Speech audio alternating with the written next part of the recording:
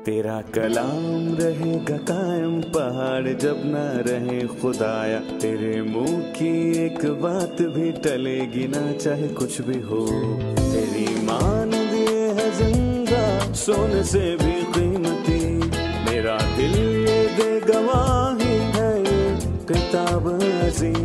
नाज़िल करे अपना कलाम, शिकस्ता दिलों को सुकून मिले, तारीकी दूर हो मेरी राहें रोशन कर। दिल अपना कलाम कसरत से ए खुदा बदल दे, रिहाई दे कसरत से फल मिलाओ, कलाम रहेगा कायम पहाड़। अजीज नाजरीन, मैं अयाद ज़रीफ आप तमाम देखने वालों को हमारे रोज़ के बाइबली मुतालियाती प्रोग्राम की नई किस्त में खुशामदीद कहता हूँ। नाजरीन, अभी हम पुराने अहदनामे में से दानियल की किताब का मुताला कर रहे हैं और हम 12वें बाब पर पहुंच चुके हैं। खुदा उनके फजल से आज हम 12वें बाब की पहली आयत से चौथी आयत तक मुताला करेंगे। प्रोग्राम का बाकायदा आगाज करने से पहले मैं स्टूडियो में आए खुदा के खादिम का खैर मकदम करूंगा। खुशामदीद भाई यूसुफ। शुक्रिया भाई। और हमारे दीगर मेहमानों को भी खुशामदीद।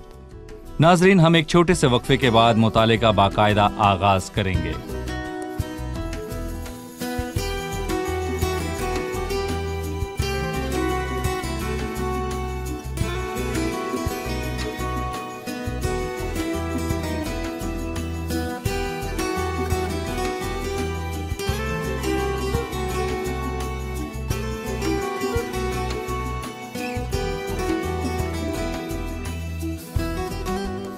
खुशामदीद भाई यूसुफ। शुक्रिया।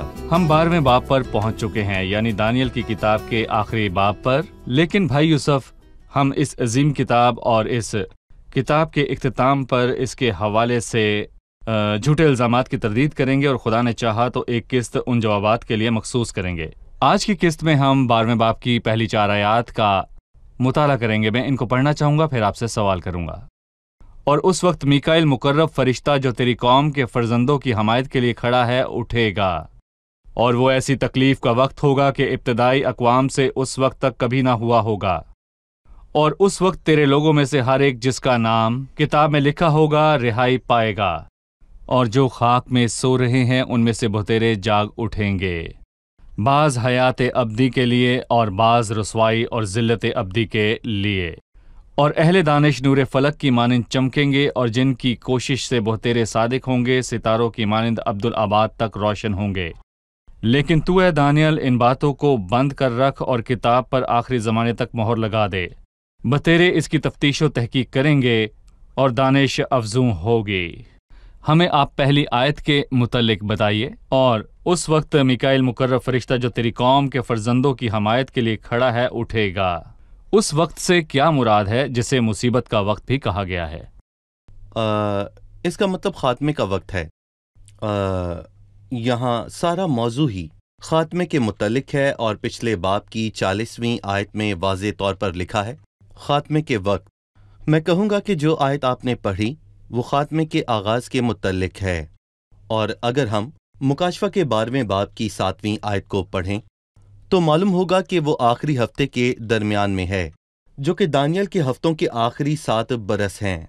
आखिरी 7 सालों को 2 हिस्सों में तकसीम किया गया है, और इन दोनों हिस्सों में फ़र्क क्या है? पहले हिस्से में शैतान आसमान पर ही है और गिराया नहीं गया। आसमानी हल्के में 7वें हफ्ते के दरमियान, और शैतान और मिकाइल के दरमियान एक जंग छेड़ी जाएगी और शैतान आसमान पर से ज़मीन पर गिरा दिया जाएगा। और मैं कहूँगा कि ये दरअसल खात्मे का आगाज है, जब शैतान जमीन पर गिरा दिया जाएगा। सही। वो हैवान और झूठे नबी को उठा खड़ा करेगा जो दुनिया में उसके मंसूबे को पूरा करने के आलाए कार हैं। और दुनिया में शैतान का मंसूबा क्या है? यही कि इंसान को तबाह किया जाए। और इसीलिए मत्ती के 24वें बाब में लिखा है, अगर वो दिन घटाए न जाते तो कोई बशर ना बचता, मगर बरगुज़ीदों की खातिर वो दिन घटाए जाएंगे, यानी उन लोगों की खातिर जिन्हें खुदा ने ज़मीन की मिरास और बादशाही के लिए मुकर्रर किया है। यहाँ वो इस बात से शुरू करता है कि उस वक्त मिकाईल मुकर्रब फरिश्ता जो तेरी कौम के फर्जंदों की हमायत के लिए खड़ा है उठेगा, और वही सही तकलीफ का वक्त होगा कि इब्तदाई अक़वाम से उस वक्त तक कभी ना हुआ होगा।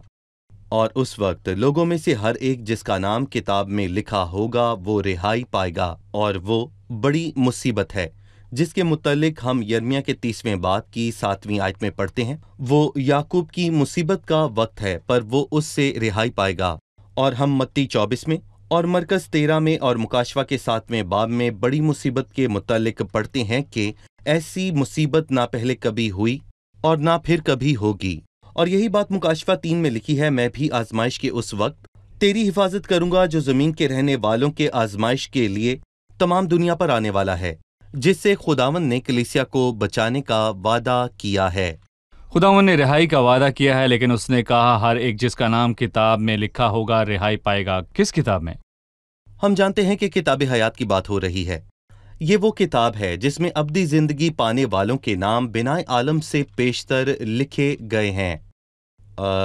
लिहाजा मुबारक हैं वो जिनके नाम इस किताब में दर्ज हैं। मसीह ने अपने शागिर्दों से कहा, तो भी इसमें खुश ना हो कि रूहें तुम्हारे ताबे हैं, बल्कि इससे खुश हो कि तुम्हारे नाम आसमान पर लिखे हुए हैं। सही।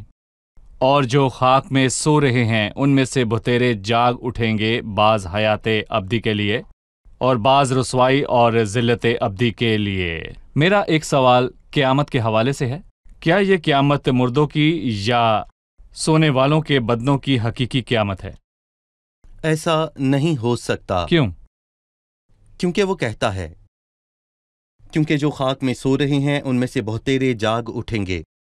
उस क़यामत में जिसे हकीकी क़यामत कहा जाता है, बहुतेरे जो सो रहे हैं जाग उठेंगे, या वो सब जो कब्रों में है उनके आवाज़ सुनकर जाग उठेंगे। कब्रों में है। ये खुदावंद की वाज़े आवाज़ है, ये मंतक है। वो एक जो जाकर औरों को मुर्दा नहीं छोड़ेगा, उनमें से बहुतेरे जाग उठेंगे। ये जहन में रखते हुए कि हकीकी क़यामत में हर एक जी उठेगा, लेकिन अपनी अपनी बारी हर पे। एक की बारी पे। सो सादकों की क़यामत खुदावंद के आने पर होगी, फिर शरीरों की क़यामत अदालत के रोज उस बड़े सफेद तख्त के सामने होगी। ये जिस्मानी बात नहीं है, इसका सबूत ये भी है कि उसने बहुत बार कहा कि बाज हयात अब्दी और बाज जिल्लत अब्दी के लिए बाज सादिक और बाज शरीर हैं। अहद जदीद की रोशनी में क़यामत एक नहीं, पहली क़यामत है, और मुबारक और मुकद्दस वो है जो पहली क़यामत में शरीक हो, और इसे मुर्दों में से जी उठना कहते हैं, मौत से जी उठना नहीं। मुर्दों से जी उठने और मौत से जी उठने में क्या फ़र्क है? मसीह सिर्फ मौत ही से जी नहीं उठा बल्कि मुर्दों से भी, और ये बात सिर्फ मसीह के लिए है। लेकिन फिलुल वाक़या मसीह मुर्दों में से जी उठा है। मुर्दों में से यानी कि सब मुर्दे जी नहीं उठे, और जो सो गए हैं उनमें पहला फल हुआ। जब हम जी उठेंगे तो मुर्दों में से जी उठेंगे, क्योंकि ये पहली क़यामत है, और मुबारक और मुकद्दस वो है जो पहली क़यामत में शामिल और बाकी मुर्दे भी होंगे जो कब्रों में ही रहेंगे 1000 बरस तक, जब तक आखिर ज़माने में उनकी बारी न आ और जाए। जब तक कि 1000 बरस पूरे ना हो लिए बाकी मुर्दा जिंदा ना हुए, ये पहली क़यामत है। सो जिस क़यामत का जिक्र यहाँ पर हुआ है वो किसी भी तौर पर हकीकी क़यामत नहीं है, क्योंकि हकीकी क़यामत में बहुत से नहीं बल्कि सब जो कब्रों में हैं जी उठेंगे, एक साथ नहीं बल्कि 2 मराहिल में। और अगर ये क़यामत हकीकी नहीं है तो फिर इस क़यामत की नौयत क्या है? ये कौमी क़यामत है, और इसका मतलब क्या है? अगर हम यसाया के 26वें बाब को पढ़ें तो हमें एक कौमी क़यामत मिलती है। यसाया के 26वें बाब में 16वीं आयत में लिखा है, आए खुदावंद वो मुसीबत में तेरे तालिब हुए, और लिखा है कि जब तूने उनकी तादीब की तो उन्होंने गिरियाजारी की। आए खुदावंद तेरे हजूर में उस हामला की मानिंद हैं जिसकी वलादत का वक्त नजदीक हो, जो दुख में है और अपने दर्द से चिल्लाती है, हम हामला हुए, हमको दर्द ज़ै लगा। पर पैदा क्या हुआ? हवा। हमने जमीन पर आज़ादी को कायम ना किया, ना दुनिया में बसने वाले पैदा हुए। तेरे मुर्दा जी उठेंगे, मेरी लाशें उठ खड़ी होंगी। तुम जो खाक में जा बसे हो जागो। दानियल कहता है, तुम जो जा बसे हो और जो खाक में सो रहे हैं उनमें से बहुतेरे जाग उठेंगे। सो ये कौमी क़यामत है, और इसी कौमी क़यामत का जिक्र हिजकियेल के 37वें बाब में भी हुआ है।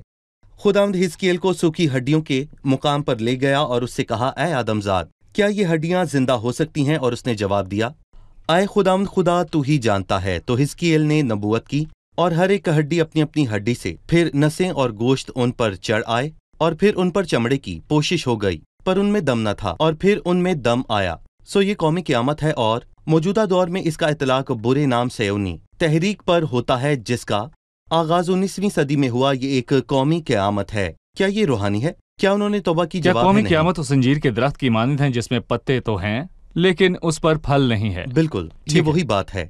ہم قومی قیامت کے متعلق ہوسیہ کے 6 باب میں پڑھتے ہیں، وہ 2 روز کے بعد ہمیں حیات تازہ بخشے گا اور تیسرے روز اٹھا کھڑا کرے گا، اور ہم اس کے حضور زندگی بسر کریں گے۔ یہ قبروں میں پڑے مردوں کی قیامت نہیں ہے، اور وہ سب جو جی اٹھے اور ملک میں لوٹ آئے دیندار نہ تھے، کیونکہ وہ کہتا ہے کہ بعض حیات ابدی کے لیے اور بعض رسوائی اور ذلت ابدی کے لیے یہ 2 گروہ ہیں۔ ایک وہ ہے جو اپنے گناہوں سے توبہ کر لے گا اور مسیح کو قبول کرے گا، وہ پھل ہیں۔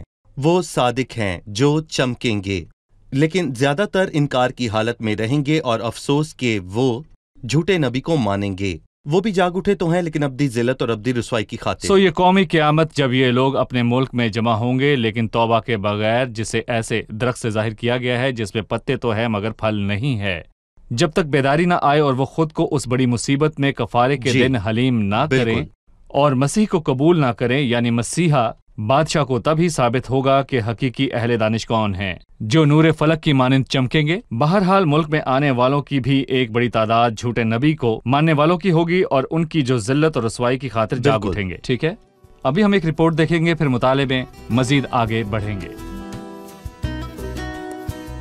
لکھا ہے بادشاہ اپنی ہی مرضی کے مطابق چلے گا۔ یہ بادشاہ کون ہے جس کی وہ بات کر رہا ہے کہ وہ انسانی تاریخ کا سب سے بد کردار اور شریر ترین شخص ہے۔ وہ مخالف مسیح ہے جسے یہاں بادشاہ کہا گیا ہے، یعنی وہ جس کی لوگ اخیر زمانے میں یروشلم میں عبادت کریں گے، وہی ہے جس کی قوم اور دنیا بھی منتظر ہے۔ وہ شیطان کے اختیار سے بہت بڑا ہو جائے گا اور اپنی ہی مرضی کرے گا، جیسا کہ ہم نے تحریر میں پڑھا، اور اس میں وہ حقیقی مسیح کے برعکس ہے، کیونکہ وہ خدا اور مسیح کے خلاف کفر بکے گا اور جھوٹ، فریب اور بے انصافی سے ہر شے سے بلند و بالا کیا جائے گا۔ یہ در حقیقت مخالف مسیح کی روح ہے۔ تو آج دنیا میں اس کی نشاندہی کرنا مشکل نہیں، جہاں بگاڑ اور شرارت اور مسیح کا انکار ہے۔ دوسرے باب کی 12ویں آیت، اور جو خاک میں سو رہے ہیں ان میں سے وہ تیرے جاگ اٹھیں گے بعض حیات ابدی کے لیے۔ میں جاننا چاہوں گا کہ یہاں ابدی زندگی سے کیا مراد ہے؟ دانیل کی زندگی میں ابدی زندگی کا تصور کیا ہے؟ میں کہوں گا کہ دانیل کی تحریر میں تصور وہی ہے جو پرانے عہد نامے میں عام تصور ہے۔ مثال کے طور پر زبور 133 میں ہم یہ پڑھتے ہیں کہ دیکھو کیسی اچھی اور خوشی کی بات ہے کہ بھائی باہم مل کر رہیں، اور وہیں خداوند نے ہمیشہ کی زندگی کا حکم فرمایا، اور ہم یہی بات متی، مرکز، لوکا کی انجیل میں بھی دیکھتے ہیں، اور یوحنا کی انجیل ابدی زندگی کے ایک دوسرے پہلو پر بات کرتی ہے، یعنی کہ کلیسیا۔ لیکن پہلی 3 اناجیل زبور 133 اور دانیل کے 12ویں باب میں ابدی زندگی سے مراد مسیحا کی بادشاہی ہے، 1000 سالہ بادشاہی کی فطرت۔ جب وہ مسیحا کی بادشاہی میں داخل ہوں گے تب وہ ابدی زندگی ہے۔ اور ایک بار ایک شخص نے خداوند یسوع مسیح ناصری سے، جو کہ سارے جلال کا مالک ہے، ایک سوال کیا کہ آئے نیک استاد، میں کیا کروں کہ ابدی زندگی پاؤں، یعنی کہ میں مسیحا کی بادشاہی میں داخل ہونے کے لیے کیا کروں؟ خداوند نے اسے بتایا کہ کیا کرے، لیکن واضح ہے کہ ابدی زندگی کچھ کرنے سے نہیں ملتی، نہ اسے آپ خود حاصل کرنے کے لائق ہیں، بلکہ نئے عہد نامے کی روشنی میں ابدی زندگی کا ایک گہرا مطلب، اور میں کہوں گا یہ ایک بڑا انعام ہے، کیونکہ گناہ کی مزدوری موت ہے، مگر خدا کی بخشش ہمیشہ کی زندگی ہے۔ ہم زندوں کی قیامت میں بھی یہی بات دیکھتے ہیں۔ اس وقت بادشاہ اپنے داہنے والوں سے یہ کہے گا، آؤ میرے باپ کے مبارک لوگوں، جو بادشاہی بنا عالم سے تمہارے لیے تیار کی گئی ہے، اسے میراث میں لو۔ پھر وہ بائیں والوں کی طرف سے کہے گا، اے ملعونو، میرے سامنے سے ہمیشہ کی آگ میں چلے جاؤ، جو ابلیس اور اس کے فرشتوں کے لیے تیار کی گئی ہے۔ پھر وہ کہتا ہے، اور یہ ہمیشہ کی سزا پائیں گے، مگر راست باز ہمیشہ کی زندگی۔ ابدی زندگی دانیل کی کتاب کے تصور کے مطابق اور پرانے عہد نامے کی روشنی میں متی اور مرکز اور لوکا کے مطابق ہے مسیح کی بادشاہی، جس کا مطلب ہے کہ مسیح کی حکومت۔ شکریہ۔ 4 آیت، لیکن تو اے دانیل ان باتوں کو بند کر رکھ اور کتاب پر آخری زمانے تک مہر لگا دے۔ اس نے یہ کیوں کہا؟ ہم جانتے ہیں کہ مکاشفہ کی کتاب میں بھی ایسی باتیں شامل ہیں جن پر مہر کی گئی اور انہیں ظاہر نہیں کیا گیا، جنہیں خداوند نے اپنے خادموں کو ان باتوں کو دکھانے کے لیے ظاہر کیا جو جلد ہونے والی ہیں۔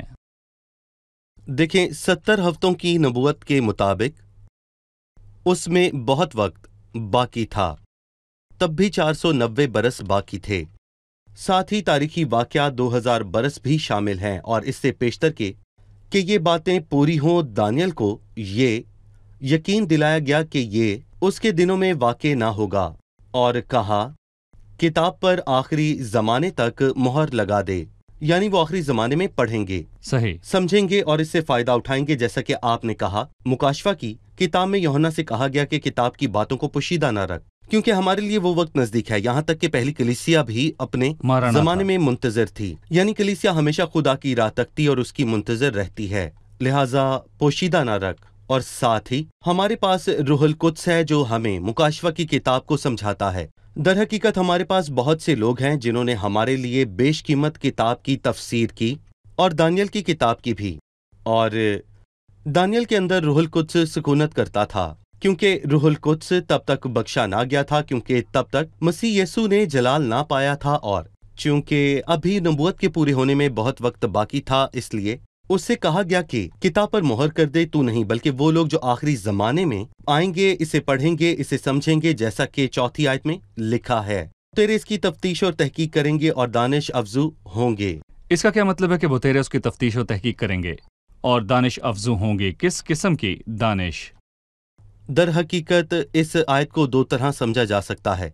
پہلا نظریہ، اور میں کہوں گا کہ انگریزی ترجمے میں گو اینڈ فرو کا لفظ استعمال کیا گیا ہے، جو کہ سفر کا حوالہ دیتے ہیں، جو کہ تاریخ کے آغاز سے لے کر اب تک کیا جائے گا، اور 6000 برس پہلے آدم کے دور سے سفر اور آمد و رفت کے دور میں اتنی تیزی کبھی نہ تھی جتنی آج ہے، اور آج دنیا کے بہت سے ایئرپورٹ میں شاید آپ کو بیٹھنے کی جگہ نہ ملے، کیونکہ لوگوں کے فاصلے میں کہوں گا کہ اور بڑھتے جا رہے ہیں، اور دانش افزو ہوں گے، اس سے مراد سائنسی علم ہے، اور اس بات پر میں کہوں گا کہ سائنسی علم جہاں پر آج ہے پہلے کبھی اس مقام پر نہ تھا۔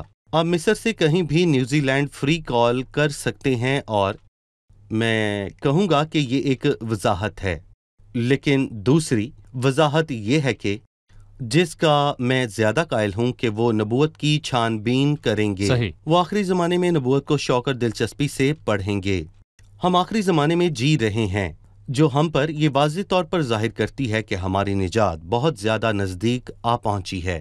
سو بہتیرے اس کی تفتیش اور تحقیق کریں گے اور دانش افزو ہوں گے، وہ اس سے فائدہ اور ان اٹھائیں کی گے۔ آنکھوں سے پردہ ہٹ جائے گا۔ صحیح، ٹھیک ہے، مثال کے طور پر آج یہ پروگرام پوری دنیا میں نشر ہو رہا ہے، اور اس سے دانیل کی کتاب کی تفسیر سب کے لیے ممکن ہو سکتی ہے، جبکہ آج سے 50 سال پہلے ایسی بات ممکن نہ تھی۔ ٹھیک ہے۔ اگر ناظرین میں سے کوئی یہودیت سے تعلق رکھتا ہے اور اس نے ہمیں دیکھا جبکہ ہم یسایہ کی کتاب کا مطالعہ کرتے ہوئے 53ویں باب کو پڑھ رہے ہیں، جس طرح برہ جسے ذبح کرنے کے لیے لے جاتے ہیں، اور جس طرح بھیڑ اپنے بال کترنے والوں کے سامنے بے زبان ہے، اسی طرح خاموش رہا، اور ہم نے کہا کہ یسایہ 53 کا برہ مسیح ہے جو ساری بائبل مقدس میں واضح ہے، تو شاید وہ کہے گا نہیں، وہ مسیح نہیں ہے، مسیحا تو ابھی آیا ہی نہیں، لیکن اس وقت وہ یسایہ 53 کو پھر سے وہ دیکھے گا اور سمجھ جائے چھان بین گا۔ کرے گا، اور اس کی جی دانش ہاں۔ میں اضافہ ہوگا۔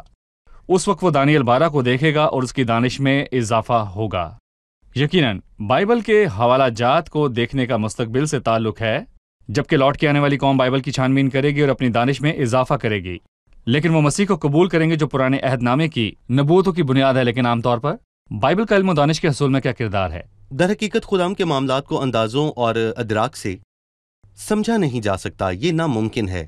اگر آپ خدا کی باتوں کو اندازوں سے سمجھنے کی کوشش کریں گے تو آپ کچھ سمجھ نہیں پائیں گے، بلکہ بائبل الہام ہے کہ ہمارے خداوند یسوع مسیح کا خدا جو جلال کا باپ ہے تمہیں اپنی پہچان میں حکمت اور مکاشفہ کی روح بخشے، لیکن اگر وہ مجھے مکاشفہ کی روح نہ دے تو میں کیا سمجھ سکتا ہوں؟ میں کچھ نہیں سمجھ سکتا۔ سو خدا حکمت کی روح ہے اور مکاشفہ عطا کرتا ہے، مجھے اپنی طرف سے حکمت چاہیے تاکہ اس الہی مکاشفہ کو سمجھ سکوں جو خدا ہمیں عطا کرتا ہے۔ اور میں کہوں گا کہ ہم یہی بات یہاں دیکھتے ہیں کہ اے دانیل، لفظوں پر غور کر اور روح کو سمجھ۔ خدا نے اسے مکاشفہ عطا کیا اور اسے اس رویا کو سمجھنا تھا۔ شکریہ بھائی یوسف۔ اب ہم مہمانوں سے ان کا سوال جانیں گے۔ ہم لفظ ابدی کو یہاں کئی بار پڑھتے ہیں، مثلاً حیات ابدی، ذلت ابدی اور ہمیشہ جیسے الفاظ۔ کیا لفظ ابدی کا پرانے عہد نامے میں نئے عہد نامے سے مختلف مطلب ہے؟ ٹھیک ہے، भाई यूसुफ, क्या लफ्ज़ अब्दी का मतलब पुराने और नए अहदनामे में एक दूसरे से मुख्तलिफ है? क्या कहेंगे? पुराने अहदनामे की शुरुआत ज़मानों की इब्तदा से होती है और उनके इख्तिताम तक पहुँचती है, और वो ना तो अज़लियत के तसव्वुर को छूता है और ना ही बेइंतहा अब्दियत को। इसका इख्तिताम मसीह की 1000 साला बादशाही के साथ होगा, और हम जानते हैं कि मसीह की 1000 साला बादशाही ज़मानों का आखिर है, लेकिन इसके बाद वो अब्दियत आने वाली है जिसका वक्तों और ज़मानों से ताल्लुक नहीं। यहाँ तक कि किताब में नई ज़मीन और नया आसमान 1000 साला बादशाही के किरदार को पेश करते हैं, और वो दूसरे पत्रस के नए आसमान और नई ज़मीन से मुख्तलिफ हैं। ठीक है। जो दूसरे पत्रस के 3 और मुकाशफा के 21वें बाब में लिखा है, वो अबदी हालात हैं जिसका जिक्र पुराने अहदनामे में कहीं भी नहीं है। पुराने अहदनामे की शुरुआत ज़मानों की इब्तिदा और इख्तिताम ज़मानों के इख्तिताम पर होता है। खुदा के रोज़े अजीम में जब आसमान और ज़मीन नए होंगे, वो इसके पार नहीं जानता, लेकिन हमें बिनाए आलम से पेशतर चुन लिया गया है और अज़ल से मुकर्रर किया गया है। नया अहदनामा अब्दियत से अज़ल से बात करता है। पुराना अहदनामा पैदाइश की शुरुआत से शुरू होता है और उसका इख्तिताम 1000 साला बादशाही पर होता है। लिहाजा अब्दियत या हमेशा या हयात अब्दी 1000 साला बादशाही के किरदार को पेश करती है। जी हाँ, बिल्कुल। शुक्रिया भाई यूसुफ। मेरा एक सवाल है। वो कहता है, और अहले दानिश नूर फलक की मानंद चमकेंगे और जिनकी कोशिश से बहुतेरे सादिक होंगे, सितारों की मानंद अब्दुल-आबाद तक रोशन होंगे। यहाँ वो 1000 साला बादशाही के किस पहलू की बात कर रहा है? हम जानते हैं कि 1000 साला बादशाही का एक ज़मीनी पहलू है और एक आसमानी। आप हमें दोनों पहलुओं के हवाले से बताएं। हम वाज़ेह तरीन बात मत्ती के 13वें और मत्ती के 17वें बाब में सूरत के तब्दील होने के मंजर में वाज़ेह तौर पर देखते हैं। मसीह की मानंद आसमान लोग थे जो एलिया और मूसा थे जी, और वहाँ ज़मीनी लोग भी थे जो खाक से बने थे, यानी पतरस, याकूब और यूहन्ना, और वो सब खुश थे और मसीह हर एक की बात का महवर और मरकज था। और पतरस ने कहा कि हम उसके साथ थे, यानी कि मसीह, और एलिया ने मसीह की बात की। सो दोनों का ताल्लुक मसीह ही से है, यानी कि मतलब के आसमानियों और फिर ज़मीनियों का। और मैं कहूँगा कि मत्ती के 13वें बाब में उन पहलवानों के नाम दिए गए हैं जो आखिर में कटाई के वक्त इब्ने आदम अपने फरिश्तों को भेजेगा ताकि उसकी बादशाही को साफ करें, और उसकी बादशाही इब्ने आदम की बादशाही को पेश करती है, और वो सब ठोकर खिलाने वाली चीज और बदकारों को उसकी बादशाही में जमा करेंगे और उन लोगों को भट्टी में डालेंगे। और ये शफाफ जमीन जिसमें कोई शरीर ना होगा इब्ने आदम की बादशाही कहलाएगी, और उस वक्त रास्तबाज अपने बाप की बादशाही में आफताब की मानंद, सो आसमानी लोग यानी मूसा और एलिया जैसे अपने बाप की बादशाही में सितारों जैसे चमकेंगे। वो कहता है यहाँ वो सितारों की मानंद हमेशा चमकते रहेंगे। सो एक आसमानी पहलू है और एक जमीनी। मसीही हर बात का महवर और मरकज है। इफ्सियों 1 में लिखा है कि जमानों के पूरा होने का ऐसा इंतजाम हो कि मसीह में सब चीजों का मजमुआ हो जाए, ख्वाह वो आसमानियों का हो या जमीनियों का। शुक्रिया भाई यूसुफ, खुदावंद आपको बरकत दे। बेशक बेहद कीमती बातें हैं। हम खुशकिस्मत है कि नबूती कलाम हमारे पास है और हम दिन ब दिन बाइबल की अजमत को दरियाफ्त करते हैं। खुदावंद आपको बरकत दे। अब हम मेहमानों से उनकी राय जानेंगे।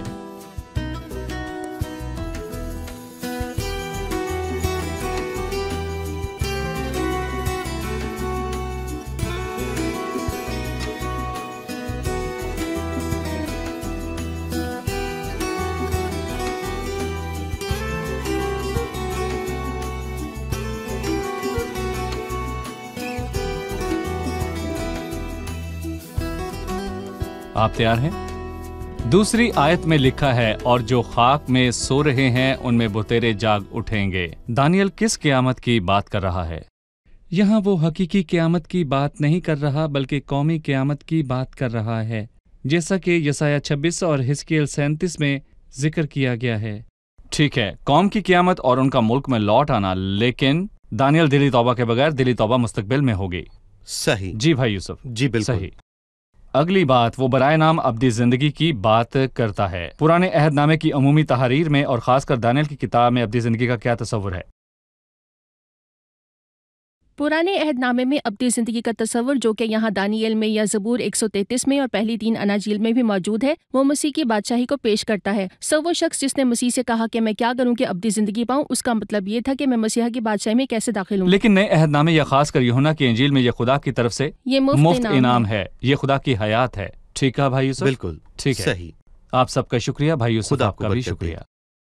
अजीज नाजरीन, آج کی قسط میں ہم نے زمانوں کے خاتمے کے حوالے سے سیکھا، خاص کر کے آخری ہفتے دانیل کے 70 ہفتوں کے آخری ہفتے میں بڑی مصیبت کے وقت کیا ہوگا۔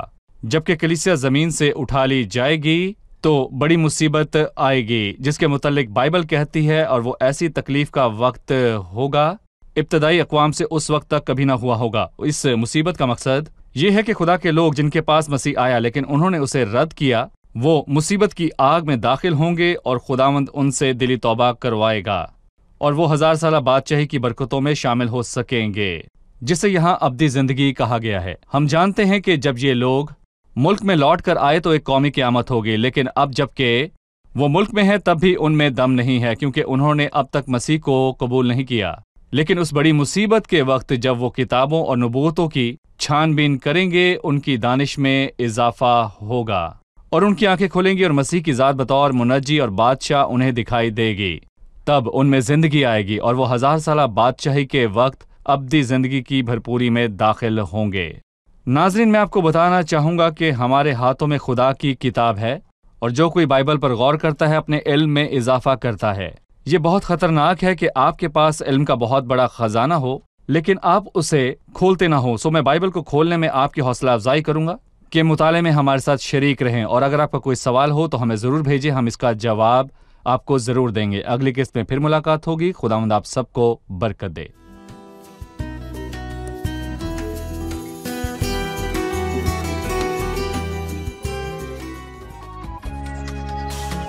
ايدك لما تكون مع ايدي بتتحقق آيات، صوتك لما يكون مع صوتي بتقوم الأموات. ايدك لما تكون مع ايدي بتتحقق آيات، صوتك لما يكون مع صوتي بتقوم الأموات. روحك يحيي يسند يشفي يستخدمني أداة. محتاج لإيدك ترفعني، محتاج لروحك يملاني، محتاج لصوتك يرشدني، محتاجك يا يسوع. محتاج لإيدك ترفعني، محتاج لروحك يملاني، محتاج لصوتك يرشدني، محتاجك يا يسوع.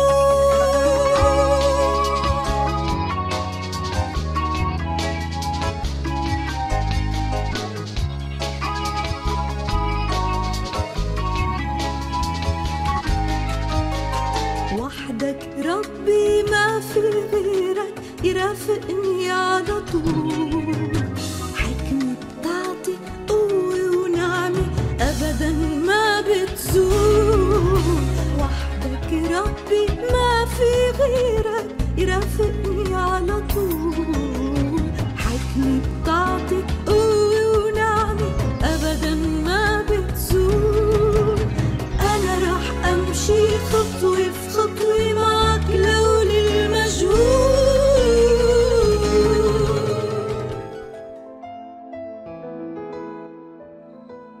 تیرا کلام رہے گا قائم پہاڑ جب نہ رہے خدایا، تیرے منہ کی ایک بات بھی ٹلے گی نہ چاہے کچھ بھی ہو. تیری مان دیے ہے زندہ سونے سے بھی قیمتی، میرا دل یہ دے گواہی ہے یہ کتاب عظیم. نازل کرے اپنا کلام، شکستہ دلوں کو سکون ملے، تاریکی دور ہو میری راہیں روشن کر. دل اپنا کلام کثرت سے اے خدا بدل دے، رہائی دے کثرت سے پھل ملا. کلام رہے گا قائم پہاڑ جب نہ رہے خدایا، تیرے منہ کی ایک بات بھی ٹلے گی نہ چاہے کچھ بھی ہو.